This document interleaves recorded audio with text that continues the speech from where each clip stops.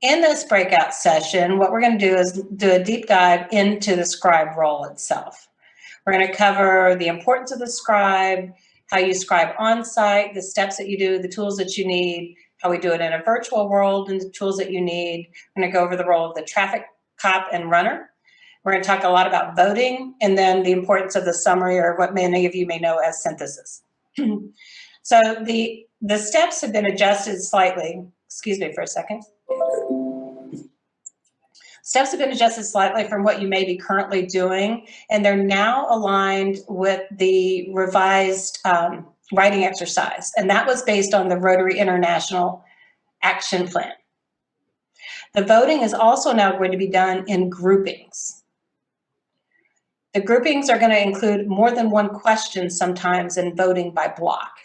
I'll go through the concept of each one of those as we go through the session, and then make sure if you have any questions, we get those answered. If you wouldn't mind, we will have times I will stop for questions. So as I'm presenting, if you have questions, just jot them down, and then when we get to the questions part, you'll have time to ask that specifically. What we're going to do is start with the purpose of the scribe. This is a really important role. And in its simplest form, the role is designed to capture the ideas that the extractor is pulling from the attendees during the extraction process. How it's done is going to be vary differently whether you're on site or if you're in person. So we don't have the opportunity to do a poll in session. So what we're going to do is, with the slide that's on the screen, if you wouldn't mind, in your chat function, type in the answer to how you intend to deliver club visioning in your district. You're going to do it on site only, virtual only, both on site and virtual, or you still haven't decided. So go ahead and just type the answers in chat.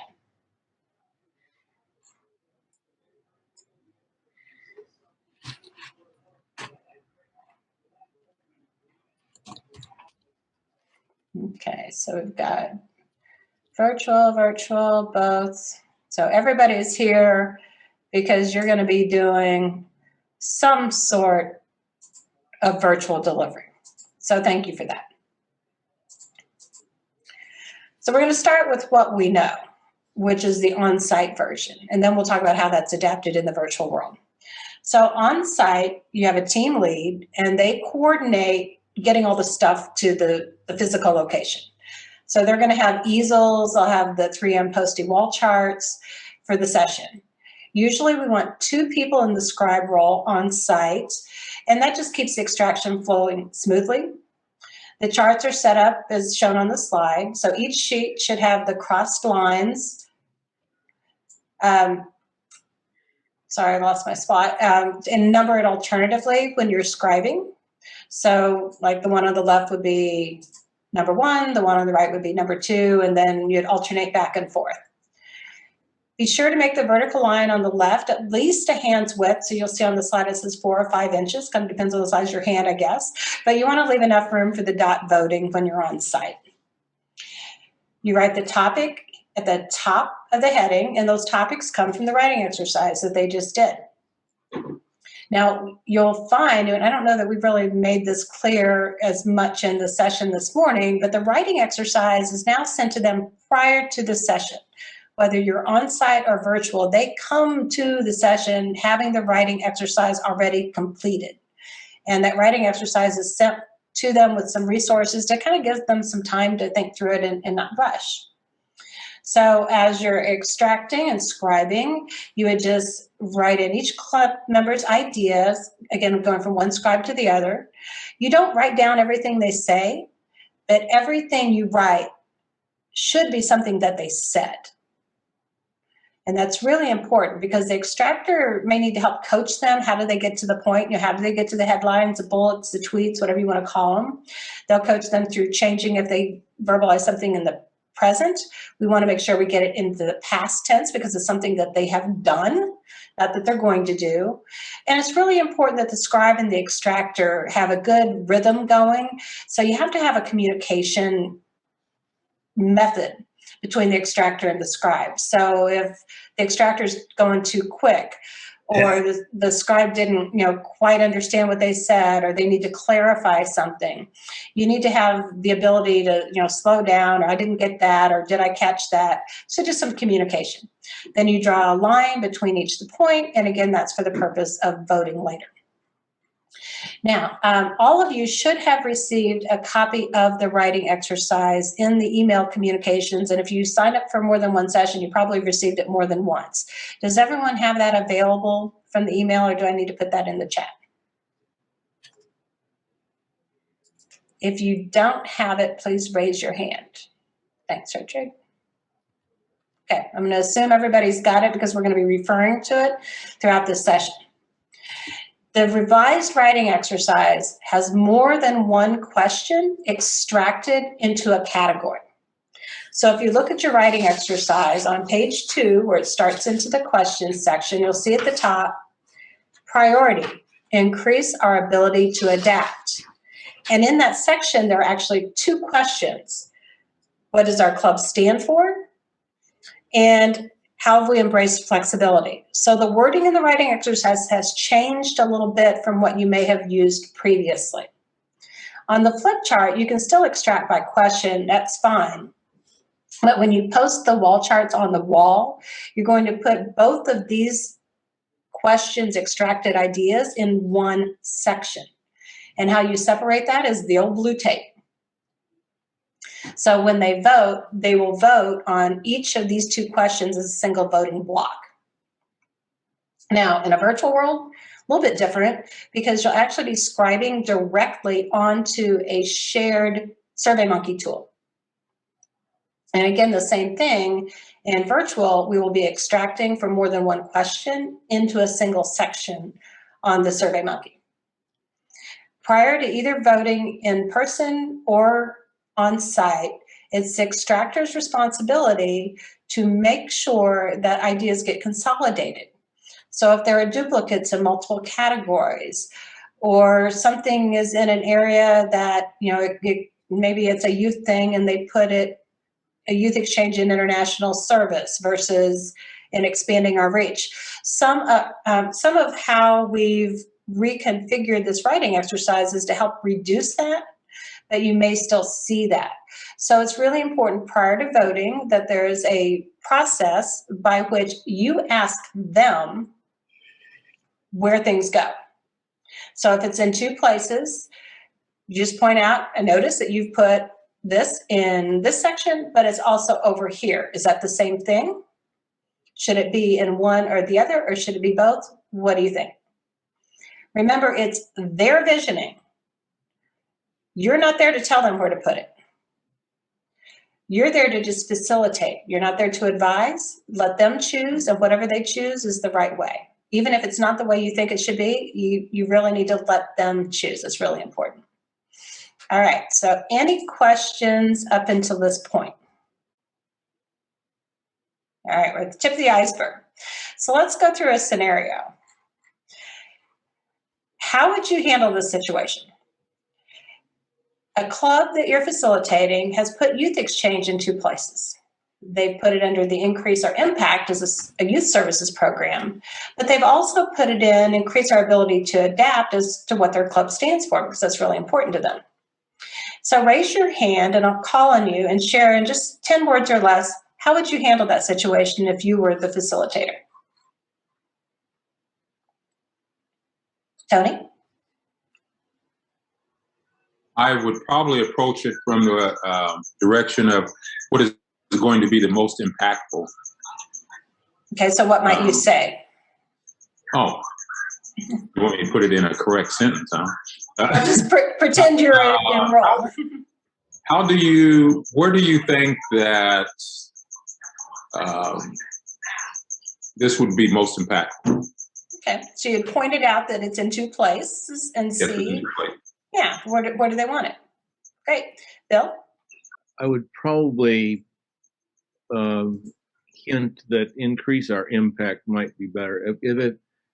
The fact that it's really important to the club, notwithstanding, I mean, obviously that's a good point, but I would suggest it might go under the increase our impact. Okay. rather than the adaptability. So that's the tough one, because we have a feeling of where it should be. Is that our role as facilitators? What if they want it in someplace other than where we think it should be? Well, and they can make that decision. Yeah. So the challenge is to avoid trying to tell them where you think it should go. You point out that I've noticed that it looks like you have youth exchange in two separate categories. Okay. So first we need to make sure. So first we need to make sure that as that idea was extracted, did it mean two different things? So it could have meant two different things. So it might just need further clarification, and maybe they choose to keep it in both categories. Or it may be they look at it and say, yeah, that was early on, and you're right, it really should go over there. And then you ask everybody in the room, do they agree? Do they come to consensus? And only then do we move it. So again, just kind of getting back to some best practices and standards, and it's tempting. Yet as a facilitator, it's really important that we let them have the self-discovery and not necessarily tell them anything other than to point out, hey, it's in two places. As we vote, do you think it should be in two places, or where do you want it? So it's tough. So any other comments or feedback on this experience when you've got it in two places?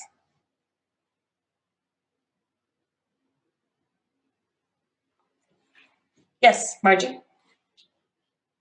Can you go back to that screen with the form? I guess I want to make sure I understand. So the clubs, so we're only putting one. How many of their ideas that we're extracting do we put on a form? Just one? No. So like on this one where it has leader in the community and a line, you end up, I mean, this has got a big line below it. So it really depends on the size of your handwriting. You do want to put big, and it's really as many that will fit, that you can draw the lines and have a good voting block. So for most of us, it's going to be somewhere between 6 to 10, depending on the size of your writing. So you'll have 6 to 10 different lines. Correct. So after each one, you would draw a line at it. Correct. Okay. That's what I couldn't understand what the line was in between each idea. Yeah. Because when you vote, and you'll see that in a slide in a second, we're going to put dots in these sections. So if you put them too close, you can't get them. I get that, but I was thinking, okay, was there a line about something different? Okay, thank you. You're welcome. Clarification. All righty. So that's how we do it on site. So what do we do in a virtual world? Well, just like on site, the scribe is the one responsible for capturing those extracted headlines by the action plan category. The tool, though, becomes a digital version of a survey that's shared during the Zoom meeting on a screen share. The extractor and scribe don't change in a virtual delivery. So often in an on-site, we'll have maybe 2 or 3 people doing extractions and rotating, and you'll have scribes going back and forth. What we recommend in virtual is you have one scribe and one extraction throughout the entire facilitation. It also helps you have you have a smaller team, so you don't need quite as many to facilitate with that club. The recommended tool is SurveyMonkey. It's utilized best in a paid version.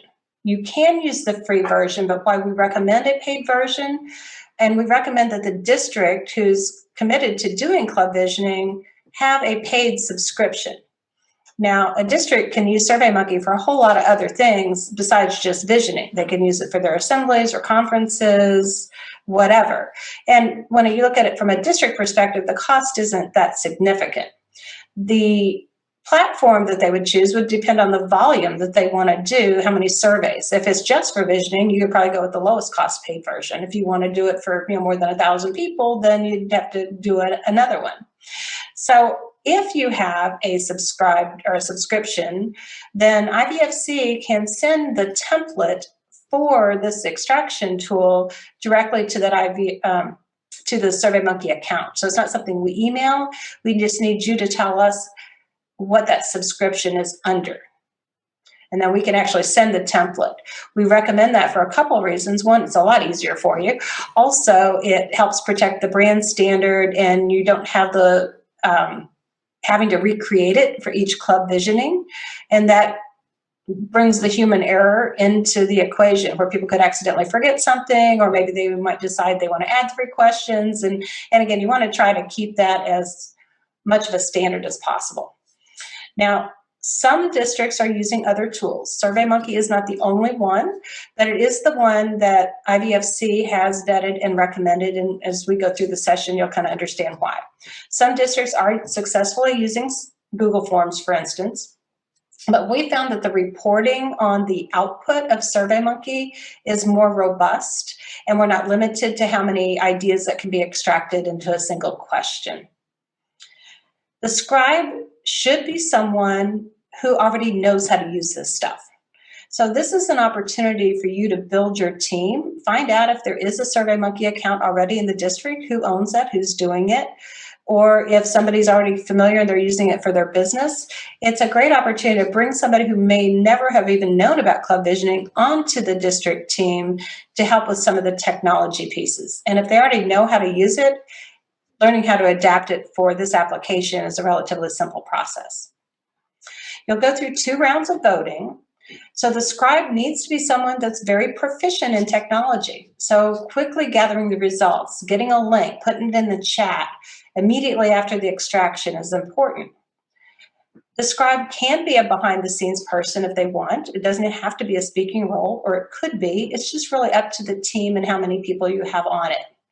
There is a need, just like on site, for the scribe and the extractor to communicate. So that would be something that the team would have to work out.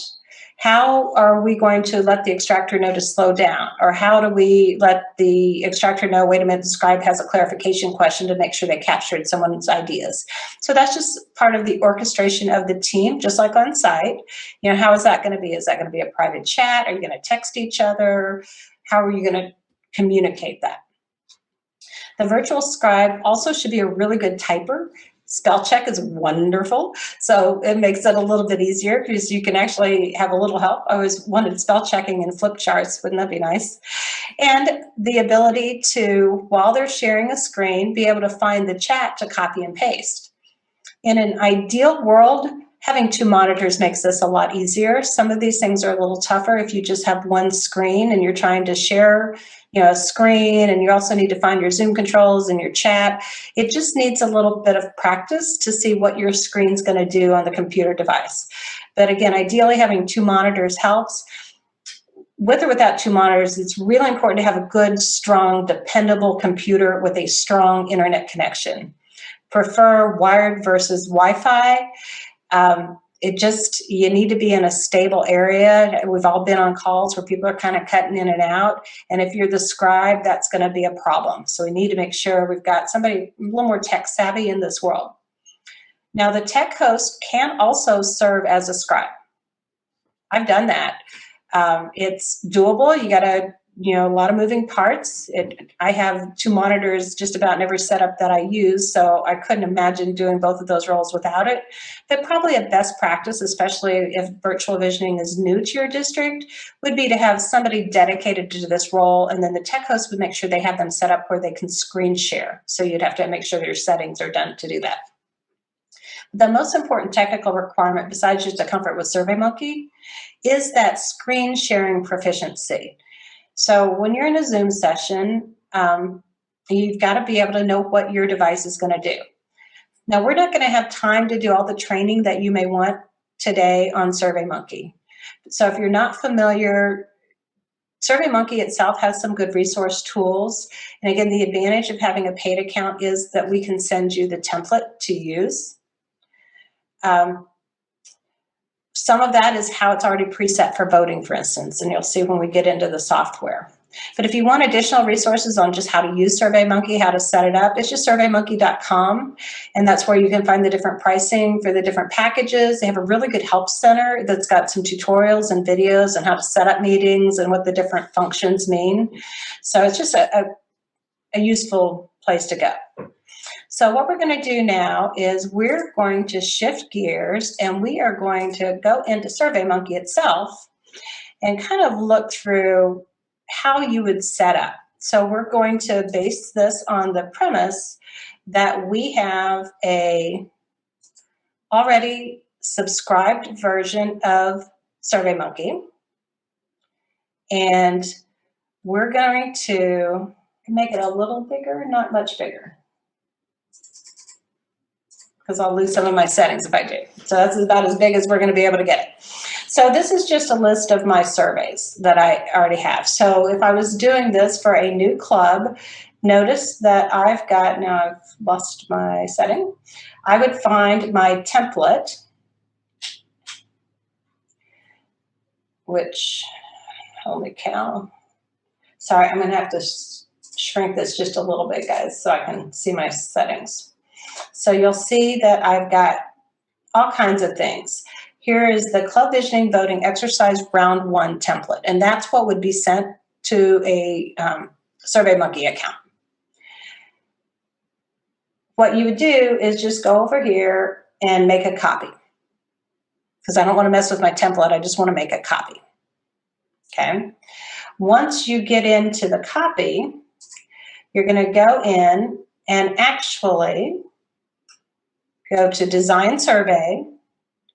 And just like I've done here, if you're using the template, all these graphics come with it. You would just edit and put the name of the club. So whatever club you're doing, and then you would say Voting Exercise Round 1, something on that title that jumps out at you that it's Round 1. Okay.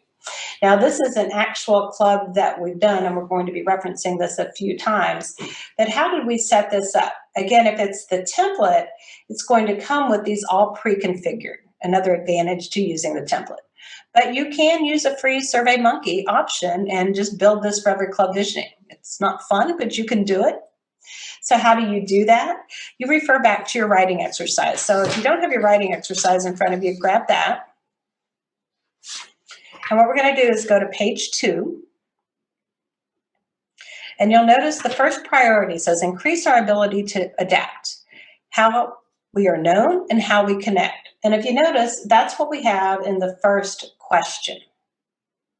We also have 4 votes. Now I've already extracted some information in here, but how did we do all that? Well, under edit, you type in the wording. So we're not doing it by question, we're doing it by block. And also notice that I have it set up for check boxes. Okay. So it's important that you do check boxes so you're not limited with the number of answers that you can extract into. So when you set up a SurveyMonkey, you can do all kinds of different configurations. So you want to do check boxes. But how did we get this 4 votes? Well, one, I typed it on there. But how do we control it on site? We give them dots. And we tell them how many dots they get per section. And then if they do it right, they are done and they don't have any dots left. Well, when you're creating the SurveyMonkey, we can actually control it. Because if I want them to do 4 votes, I don't want them to do 3, I don't want them to do 6, I want them to do 4. And you can use the technology to control that. Under options, I can set it up to do exactly 4 votes. So exactly will not let them move forward if they haven't done 4. And it won't let them do more than 4. So if they do 4 and they want to do another one, they're going to have to give up 1 to get to the 4. So that's one advantage. Now, again, other survey tools do give you, that might help a little bit, will give you the options, but we found SurveyMonkey makes this pretty easy and pretty intuitive. So again, if I was ready to scribe directly into this, I would have a set up already with the club name, round 1, and all these would be blank. So when I'm ready to scribe, I would just go into edit, click, and type away. So as the extractor's talking, I'm just typing. And then I go to the next one, go to the next one, I go to the next one. And then I stay where I am when the extractor goes to the second question. So these extracted ideas came from 2 questions that our club stands for, and then how they became flexible. Everybody following along so far? All right, so when we're done with that question, then you would just hit save. The only thing that's different in the Expand Our Reach, there are actually 3 questions under the Expand Our Reach, but we're doing it in 2 separate voting for a couple of reasons. First of all, the club size. When we ask them whether you're on-site or virtual, how many members are in their club in 3 years, you should be able to come to consensus with a single vote. So this question is almost always removed prior to round 2 voting and set aside. This has come up in the other 2 sessions because we've kind of got some different practices out there. The standard that we recommend is a numeric value from each of your members needs to be articulated. So if we were in an on-site, we'd just go around the U. We'd start here and we'd go around so everybody says 40, 50, 80, whatever they say. And you just splatter them down on a piece of paper on site, or you just type them in the order that they give them to you. If we're virtual, the same thing. However, we're not going to be able to go around the U. So this is where either the scribe or the extractor, in this case, or you may need somebody to help, will follow along on the participant's view so we don't miss anybody. And you'd give them some instructions. So you would say something like, we're going to call on each of you by name. And as I call your name, please unmute and tell me what number you have for your club size.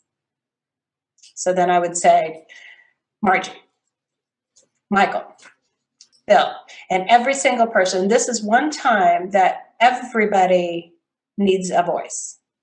And what some people are doing, or some districts have gone to a range or a net number. The standard is a numeric value that's articulated by every member. Okay, so again, that's the standard that we train to. And then when you get to round 2 voting, if you are able to come to consensus, which you probably will have, this question actually gets removed for round 2. And then again, under Expand Our Reach, the next 2 questions, our club attributes and our public image, are extracted into a single block. So you kind of get in the flow of how this is set up. It's just following along with the writing exercise. Leland?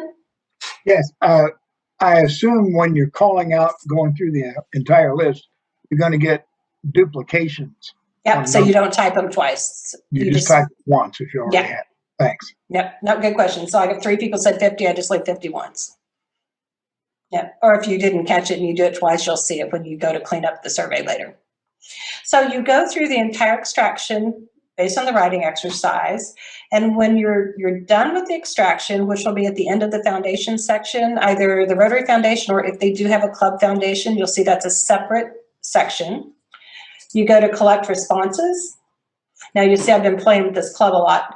Normally there won't be any links up here. You'll go down to web link, copy, and that goes in the chat. Now you can customize it if you want. SurveyMonkey won't allow a repeat in any of their surveys ever with a link. So usually we just do the default. So when you're doing a virtual visioning, we recommend 2 sessions, and there's some reasonings behind that. One is the adult attention span is only so long in a virtual box, your brain just gets fried, and it's a really important moment when they're voting. The first round of voting, what you want to do is you want to put that link in the chat. You want to make sure all of the members can click it and open it. And before you leave that session 1, you've got to ensure that everybody could do that. Now, depending on their skill set, you have to coach them through what it means to have another tab open on their screen, or if they're on a tablet that they might have to swipe to find their Zoom stuff again.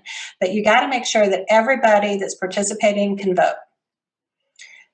If you've got a club that is struggling with technology, you need to really evaluate, should they even do a virtual visioning? This is not for everyone. And part of the district visioning chair's job is to establish the criteria for which a club would have to meet to be eligible to do a virtual visioning. It's not for every club. And if they're fighting with technology, you just are going to struggle with having everybody get a good voice. So just kind of be honest with the clubs and yourself, and that's part of the team lead's role and working with the club facilitator. Sometimes it's even better to have a practice session just on how to use Zoom. If the club's not been meeting virtually, you know, you might want to think about it. Maybe that's not a good candidate. When you break between the two sessions is important. We've tried it a few different ways, and here's what we have found works well. We've tried doing 2 sessions in 2 consecutive days, and it was a challenge. So what we recommend is there are 2 sessions with at least 1 day in between, but no more than 5 days, because you want it to be fresh in your heads and you want it to be fresh in their heads. So you have a couple of ways. Some groups do that second round of voting right then at the end of session 1. You got to be good with SurveyMonkey, because you'll see here in a second, you got a lot of work to do to get ready for round 2 voting. If you just have them do that round 1 voting immediately after you've determined that everybody can get to the link and then you close out the session, you can then email them the round 2 voting, but you need to communicate that with them. So they need to know, okay, who's the email coming from? When's it coming? And you have to give them the deadline by when their vote needs to be completed. Because when you get the SurveyMonkey results, it's anonymous. So if I had 25 people in session and I've only received 20 votes, I don't know what 5 I've missed. So again, as a team, that's important to work through the club and work with the club liaison. How's that going to work for your team? But we found it works really well to have like a Tuesday, Thursday, you know, a day in between. We do round 1 voting right away. Don't let them go without doing that. Just something that's really important. They do it now. It takes less than 5 minutes to do this digitally. It's real quick. Let them know tomorrow you will receive an email around tomorrow morning, whatever you think you can get done. And it's really important that we need that completed by, 5 p.m. tomorrow. Is there anyone that might have a problem with that? Anybody who's not going to have access to a computer? So again, have a dialogue with them to just make sure everybody knows this is important and we're going to need you to do this, just like you would do with red dots for round 2 voting. What we found is then that gives you a little technology breathing room to do a good job, to get the survey compiled, to get round 2 set up, and to really get a good summary ready for that synthesis with some thought. Okay? So are there any questions up through round 1 voting? Somebody had a question about up 4 votes. If you wouldn't mind, go ahead and share that with everybody. The question I had was on the SurveyMonkey, and we did a practice in our district. Do you have an option of up to 4 votes instead of exactly 4 votes? Well, do you give them the option to come back and sit down and have dots left on their sheet? Well, when we did it actual, I never had a session. I did about 50 of them where someone didn't have a dot left. And that's why you don't say up to, because they'll do less than. So exactly takes care of that quality control to make sure they use all their dots virtually, so to speak. Does that help? Yeah. So again, if you kind of look at the virtual world, it's the same thing you've always done, is just using a little bit of a different tool to do it. I think it helps it click a little bit. All right. So now we're going to shift into having a little bit of practice. So this is where we've been losing some time, and I want to make sure, because you guys have had a long day, as have we. So I also emailed you a Word document that was a simulated version of SurveyMonkey, because we're not going to be able to really all use a SurveyMonkey in a shared environment. Did you all get that Word document? Is there anybody that did not get it? Okay, looks like a couple. So let me go ahead and stick that in the chat.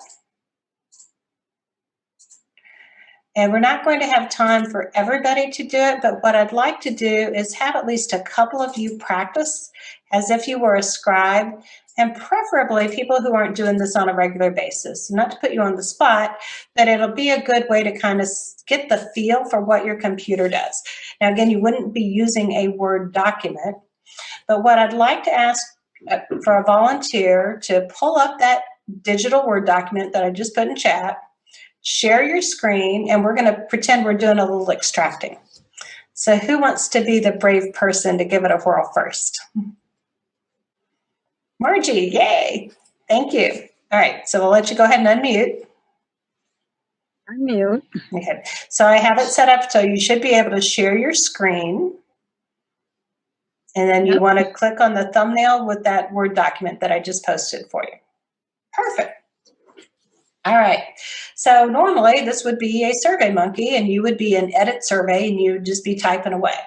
For this, what we're going to do is exactly what you're doing, which is kind of go next to that little box under the 4 votes. Yep. There you go. Perfect. Yeah, so we're going to pretend that we're extracting in the first block of increasing our ability to adapt. All right, so what we're going to do is just do 3 or 4. We're not going to do a bunch, and do a combination of I'll call your name and you share, just in a headline, how you've increased your ability to adapt, what the club is known for. And then I'd also like to ask 1 or 2 of you, which Eric just did, which is put something in the chat, and we'll talk about that in a second.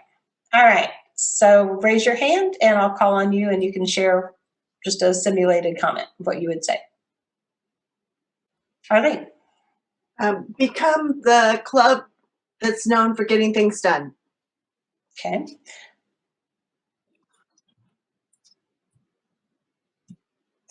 Perfect. So you put that into a headline, everything, you didn't write everything she said, but everything you wrote was something she said. Great. Who else? So I press tab to go into the next one over. Yeah, and that's fine. In SurveyMonkey, it'll take you down to the next one too. So Oops, back. yeah, again, we're just kind of simulating a document you wouldn't be using. You can maybe do your undo. Yeah, that's all right.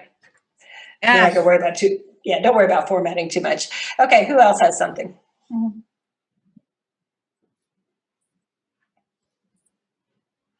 Okay, so you'll notice there's something in the chat. So Eric has typed 2 things in the chat. Here's the team coordination that's important because right now, Margie, you're sharing your screen. Right. I can't see the chat. You can't see the chat, exactly. It hides. When you share the screen, you got to find your Zoom control, find more, find chat, and it's not real easy, which is why I ask for questions to be held because it's hard for me to keep it straight. I get like an alert, but then it's just kind of one of those things. So one of the things is to having 2 monitors helps that, or to have somebody on the team, and we're going to talk about that role in a second, that's assigned to be responsible for chat. So if I was the extractor, then maybe Arlene would be the one that's monitoring chat, and she'd say, Jill, looks like Eric's put a couple things in chat. And if the extractor is comfortable reading chat on their own, that's great. Or if not, maybe it's Arlene's job to say, Eric just said the first to respond club. And if you have somebody that uses chat a lot, notice Eric also put in the always hybrid club. So those are 2 separate answers that go into 2 separate lines. Now here's where you have to be careful. Once a chat starts, it can get out of control. And you can really, really lose that personal connection. That's an important part of club visioning. So it's important if somebody's monitoring the chat that those be verbally read to hear the context, because not everybody's monitoring the chat. Some people will, some people won't. So everybody needs to hear those. But if everybody's doing chat, you got to break that. So just like you would break some bad habits if you were in a U-shaped on-site room and you had the chatty Kathy, over here just kind of disrupting, you might kind of walk your way over there. You might try to find a way to break that up. So constant chat and no verbal is a distraction. So if I had somebody, Eric, I'll pick on you if you don't mind, who's just doing all chats and then now everybody else is doing chat, I'm going to say, Eric, would you mind read some of those comments that you just put in chat? Could you read one of those, please? So break it by getting it verbal. So if someone has a dog barking and a crying baby and it's an obnoxious environment in the background, yeah, we are happy they're using chat, but don't let the whole group only do chat because you're going to lose a lot of the effectiveness. Make sense? Okay, so thank you for being the first to volunteer, Margie. So it's just screen share, and again, you would screen share in a SurveyMonkey link is what you do. So again, part of the rehearsal is knowing what's going to happen on your screen. Does anybody else want to practice that, or you guys kind of have a good idea of what we're talking about? Now, if you have a new team member who wants to be the behind the scenes person, they don't want to necessarily be the front person, a scribe can be a really good role. You may just have them share their screen, but they could turn off their camera, for instance, or turn off their audio.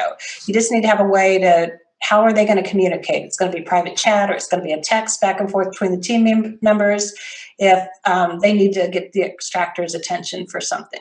But it's a really good role for someone who might not have been part of the team in the past, but has some technical skills. Okay, so we're going to get back into this.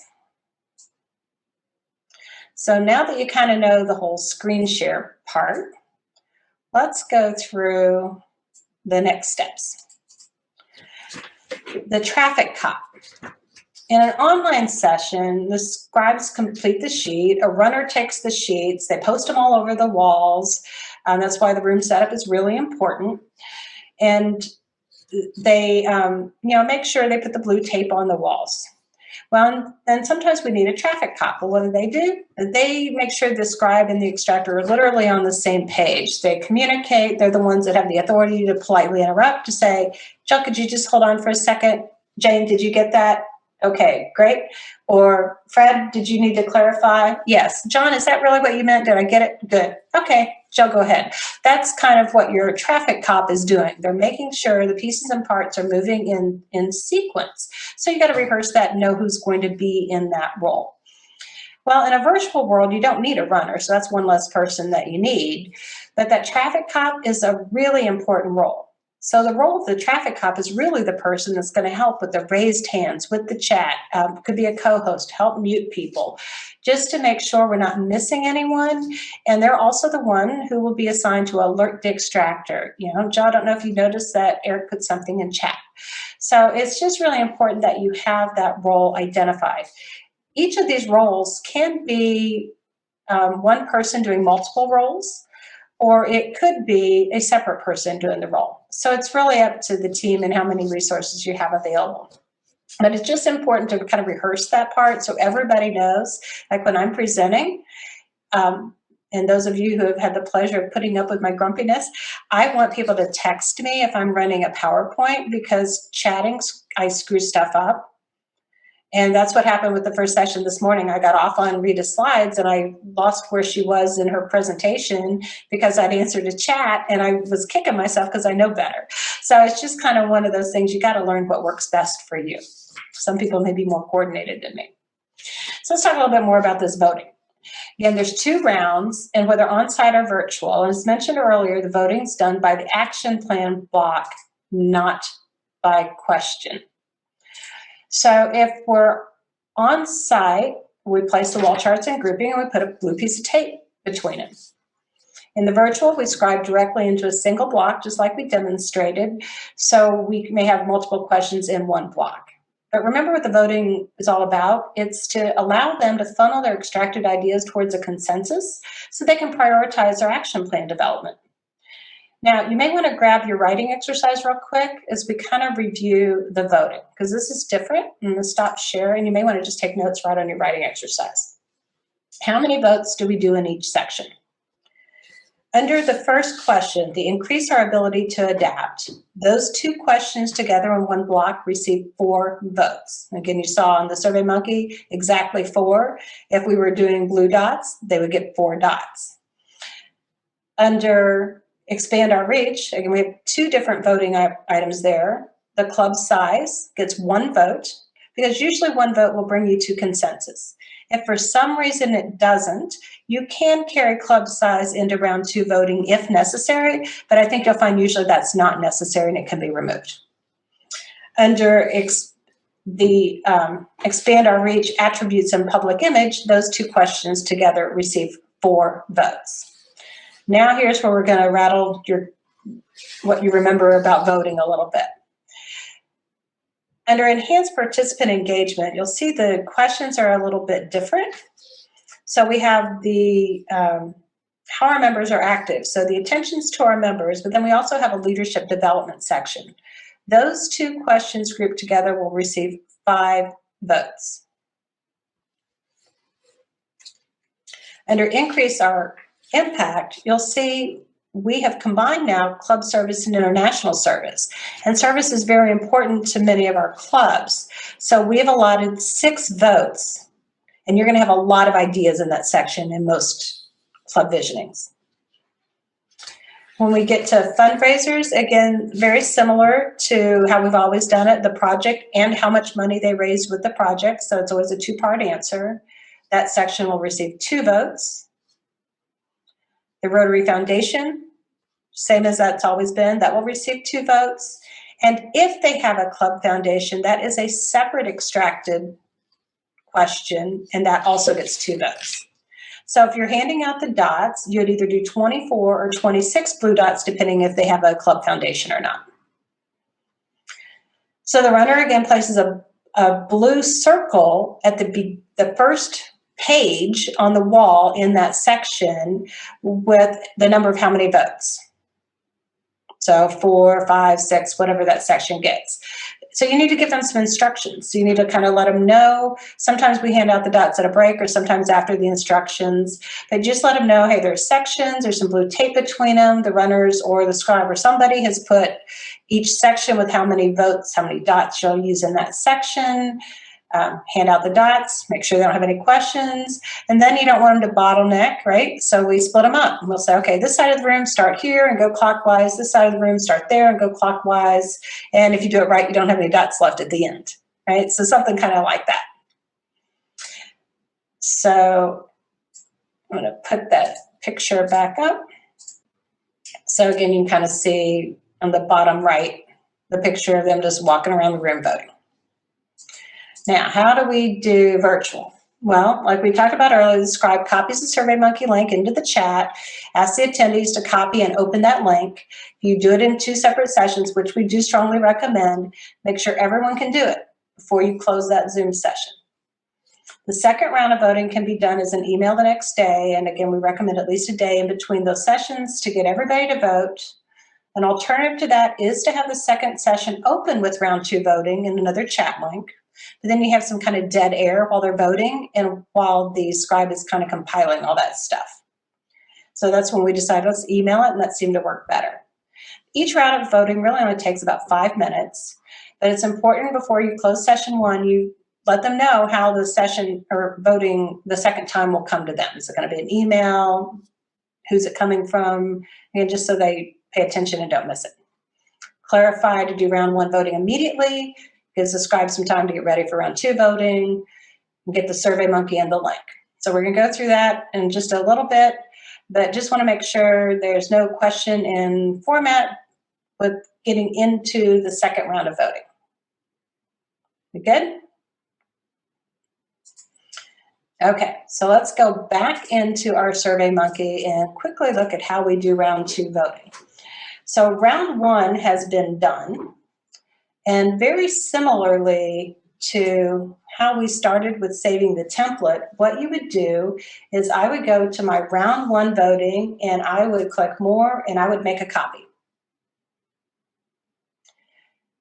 And then you go into the copy and you change the name, club name, round 2. Okay. But we need to figure out what do we cross off. So just like you walk around the room with a marker and you cross off things without voting, you go into the results section of your SurveyMonkey. And this is, again, why we have chosen to use SurveyMonkey, because it gives you a pretty good output. You can actually scroll down right below the graph and you can sort these responses by descending order. And it's pretty easy to know real quick which ones you're taking off the list. So you can see this club had a ton of stuff that got 0 votes.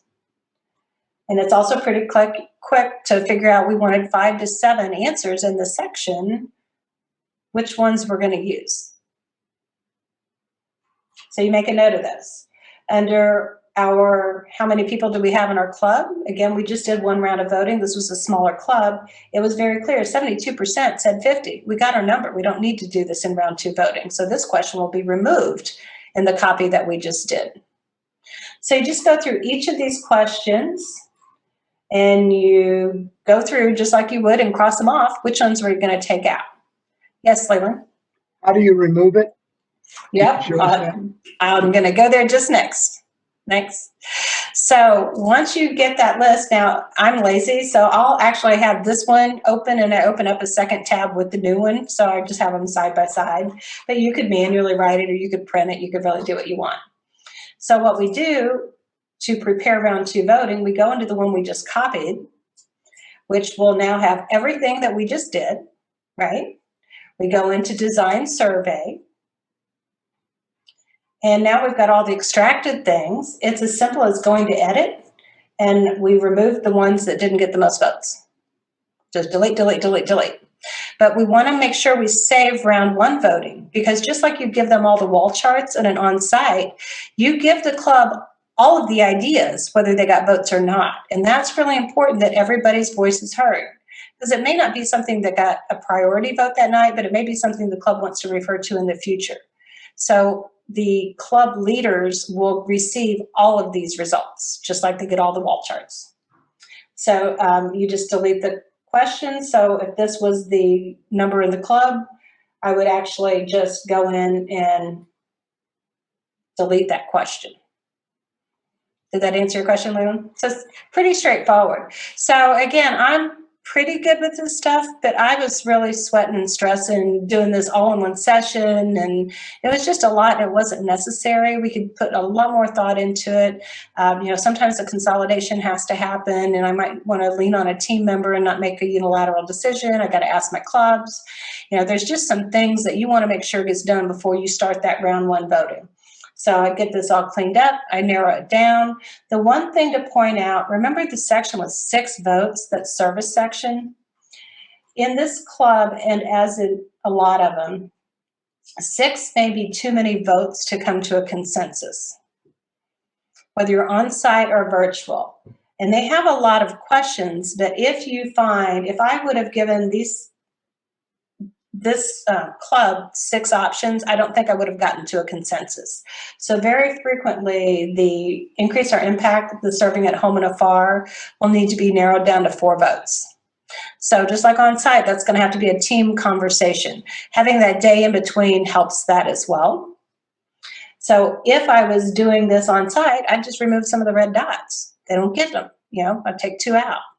Well, how do you do it if you're doing it in SurveyMonkey? I have to go back to the way I set up these settings. And I would need to go to my options, because it would be exactly 6 from the copied version, and I would need to change that to exactly 4. And then save that. I know I went through that pretty quick, but just know that question 6 may not be enough to get them to a consensus.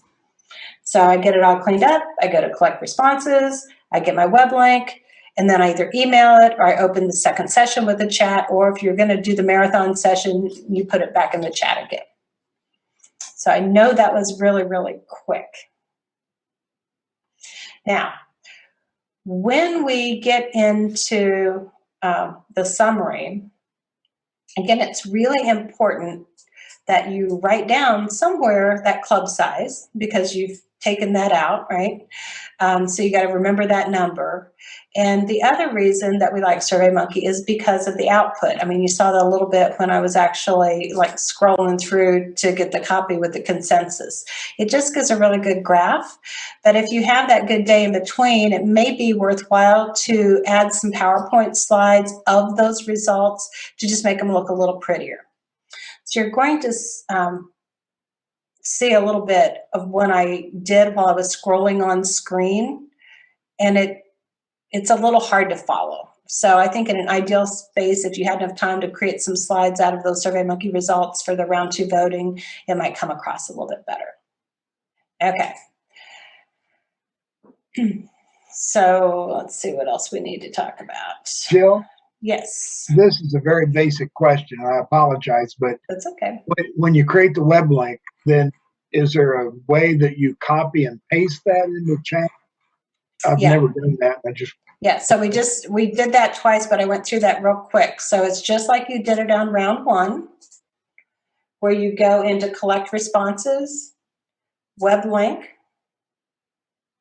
and then it gives you the link and you hit copy. And then and don't click on this please, because this was, I think I've got it closed probably now, but if I wanted to put that in the chat, I would just go into the chat, I would paste it, and there you go. If you were in a visioning session, you would just click it right there from the chat.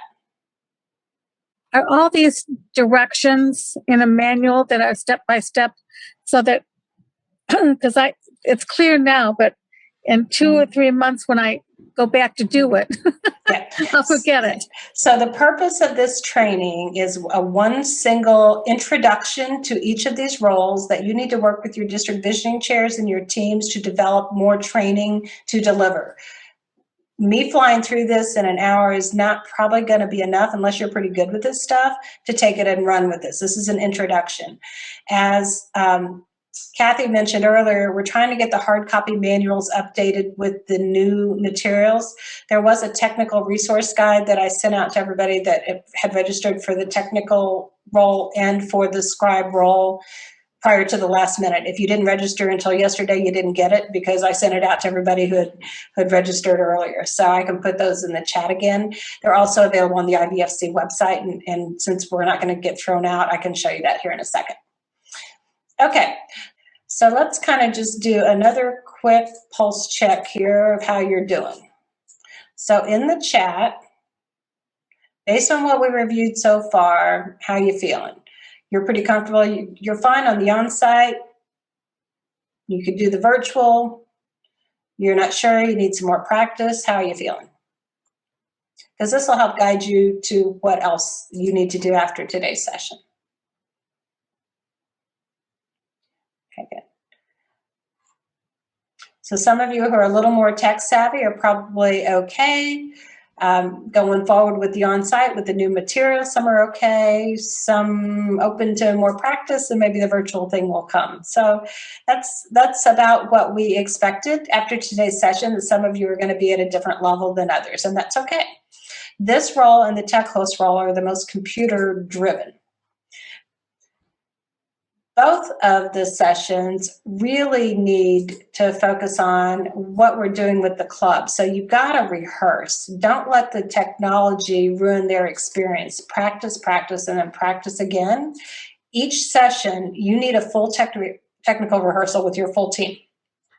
It's important every single time, just to make sure whether you're in the same role or you're doing different roles.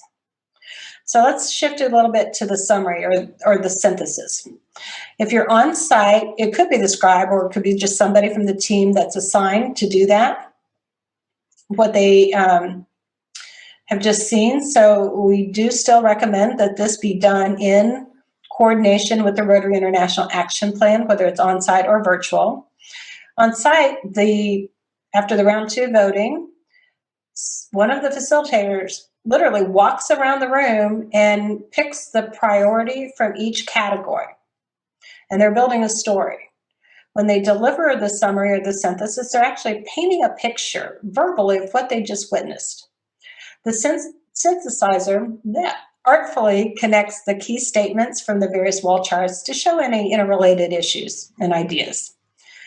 They make some observations. What's kind of evolving? Are there trends? Are there similarities that have come out of the voting?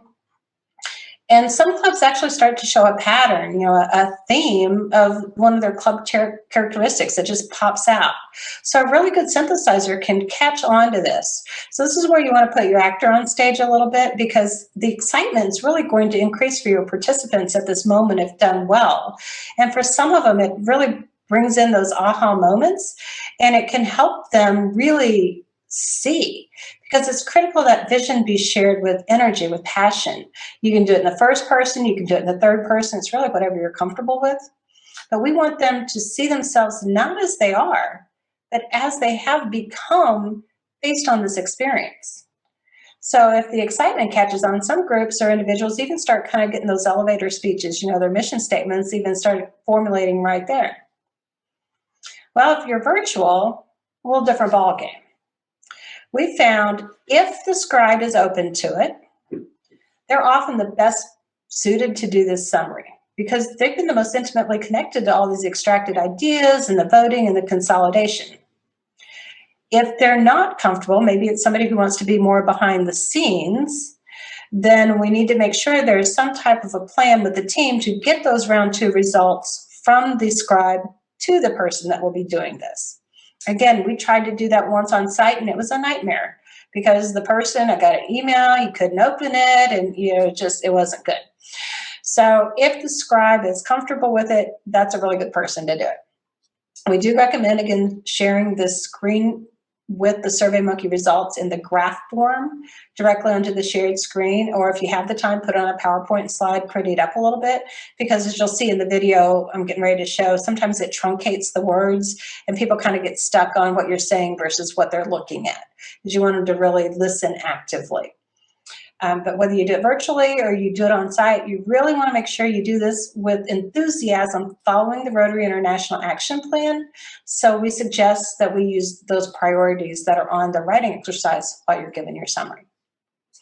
So I'm going to play a quick 2-minute video now of the results that we've been looking at, the Greenwood White River, which was a mouthful to say, and you'll kind of see how I did it virtually.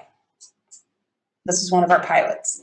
Because what I want you to do now is just listen very, very carefully to the consensus that you've made so far on what you want your club to achieve over the next 3 years. And while I'm sharing this, we will be referencing the results of your second round of voting. In the year 2023, the Rotary Club of Greenwood White River has increased your ability to adapt by being an intergenerational mix of young and seasoned members benefiting your community. Now 50 members strong, you've expanded your reach by making your Rotary Impact Day a true community event where it is the place to be and be seen. You've enhanced your member engagement by the robust onboarding process of your newer members, where they and their families are immediately involved in an active committee and quarterly social events. And you've increased your impact by expanding Rotary Impact Day into the signature project for your service that your club is known for as a full community event. And you always participate in district grants to help your projects have sustainable impact. Rotary Impact Day now raises $25,000 each year, and that helps you support your highly sought-after scholarship program and other nonprofit organizations. And by being part of Rotary International, 100% of your members choose to support the Rotary Foundation with an amount that they're comfortable with, and many of them choose $100 or higher. The Greenwood White River Rotary Club achieved all of this by having a vision of what you could become, and you made it happen. So just an example that was 2 minutes long, that should be brief to the point, and if they don't sit up in their seat and get excited about that, you'll be surprised. So you see that energy in the room on site, you see it virtually as well. Literally, this club was like, wow, we did that. I mean, they smiled, they sat up, they were there.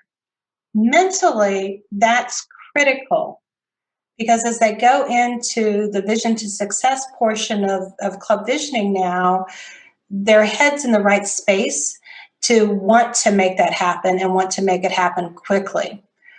Back to why do we recommend that we do 2 sessions? Because starting session 2 with this gets them back, because they want to know what the results are, and it starts them off very excited about what they've done and who they are.